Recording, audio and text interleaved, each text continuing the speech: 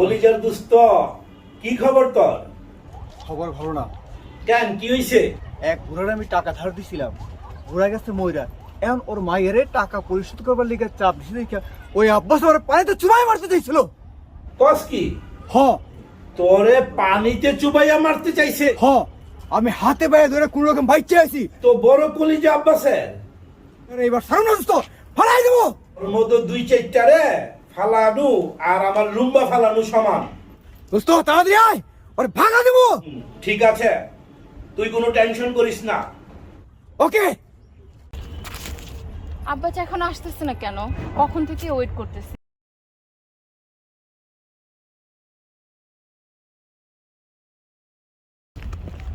Excuse me, হ্যাঁ আপনি জুই madam?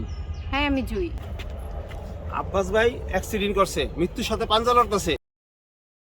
কি বলছেন আপনি? কোথায় আছে ও? আসেন কি আমার সাথে, হয়েছে ওর? আসেন বসে। কি বলেন, কোথায় আছে? আসেন আমাকে নিয়ে যান এক্ষুনি। আসেন।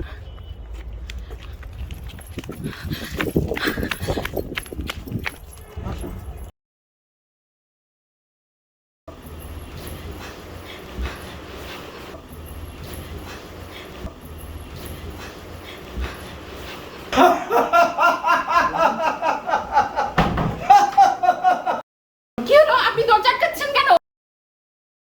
আব্বা জানলে কিন্তু আপনার খবর আছে।